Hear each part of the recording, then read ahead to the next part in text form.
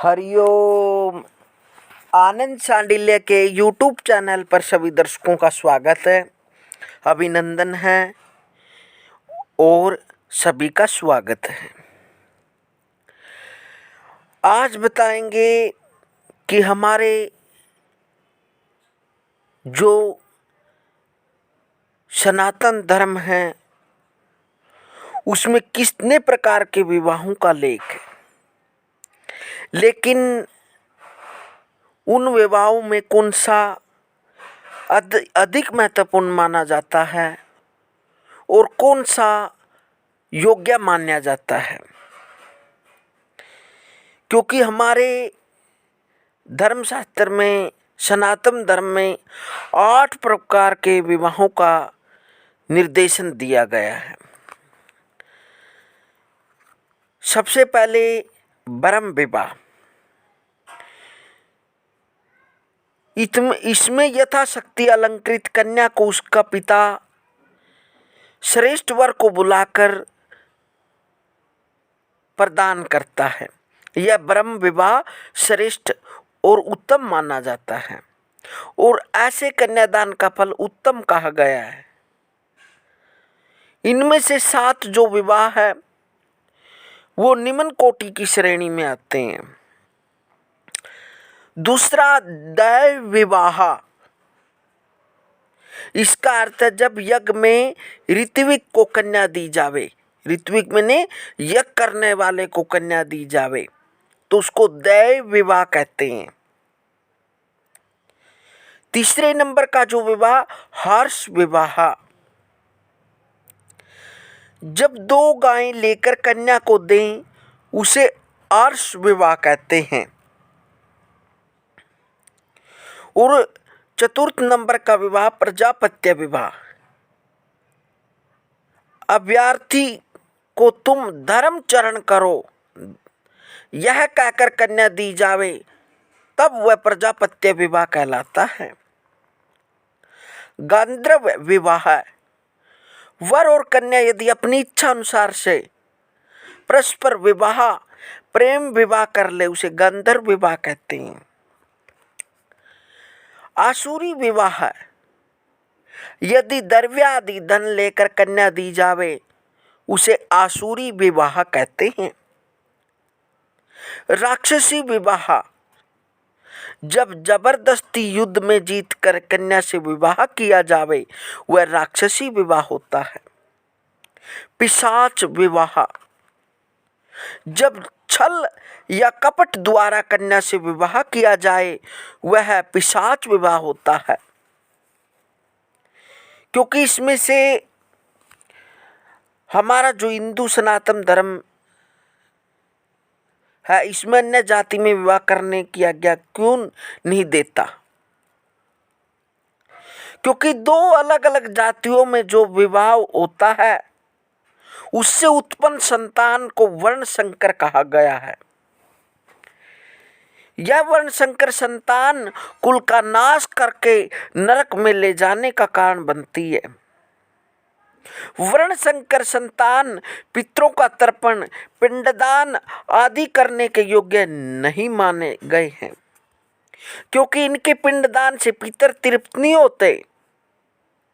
वैज्ञानिकों ने आम और बेर आदि वृक्षों से दूसरी नस्ल के पौधों का पैबंद लगाकर एक ही वृक्ष में 2 प्रजातियों के फल लेने की विधि तैयार की है। किंतु दुख की बात यह है कि इन पौधों में लगे फलों के बीच से आगे पौधे उत्पन्न करने की क्षमता समाप्त हो जाती है।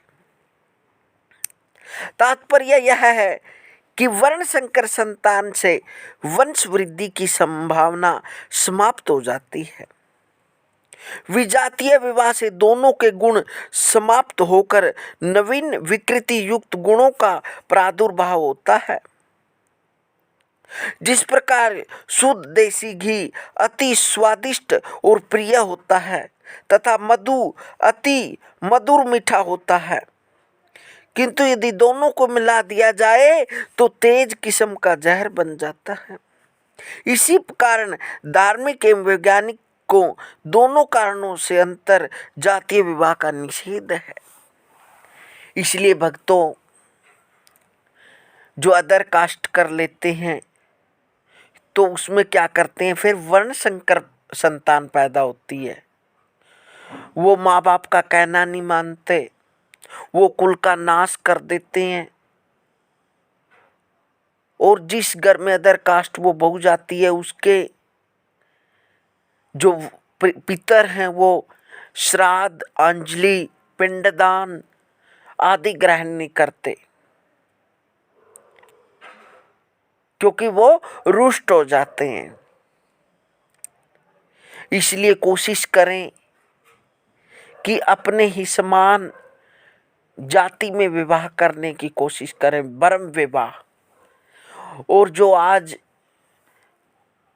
कल की संतान है, ये इस बात को नहीं देखती, क्योंकि शास्त्र कहते हैं कि शुक्र सदैव अंधा होता, इस उम्र में पता नहीं होता। क्योंकि व्यक्ति की जातक की जो बुद्धि है वो 30 या 35 में जाकर पूर्ण रूप से विकसित होती है। उसको तभी पता लगता है कि जीवन में क्या तुमने अच्छा किया है, क्या बुरा किया है। वो तब तक देख नहीं सकता। इसलिए आप ऐसी बातों में न फंसें, क्योंकि जो ब्रह्म विवाह करते हैं उसके पितर भी प्रसन्न होते हैं, और वह विवाह 7 जन्मों की जो हम वो करते हैं, नेम लेते हैं या संकल्प लेते हैं, या 7 जन्मों का साथ रहने की वो करते हैं, शर्त रखते हैं, मर्यादा रखते हैं, वचन लेते हैं 7 जन्मों का साथ रहने का। तो वो तभी होता है जब आपके माँ बाप अच्छे वर या अच्छी वधू को देखकर विवाह करते हैं, तो वो ही विवाह ब्रह्म विवाह माना जाता है। और उसमें जो संतान पैदा होती है वो परिवार को, कुल को तिराने वाली होती है। क्योंकि भक्तों माना जाता है कि यदि परिवार में एक अच्छा जन्म ले ले तो वो 13 पीढ़ी का सुधार कर देता है, और यदि कोई एक जन्म ले ले या आ जाए वो 13 पीढ़ी को डुबो सकता है। इसलिए भक्तों, यदि आपने इस वीडियो के माध्यम से कुछ जानकारी मिली है या बात अच्छी लगी तो आप कमेंट के माध्यम से बताना, और आनंद सांडिल्य यूट्यूब चैनल सब्सक्राइब करें, वीडियो को लाइक करें। हरिओम हरिओम हरिओम।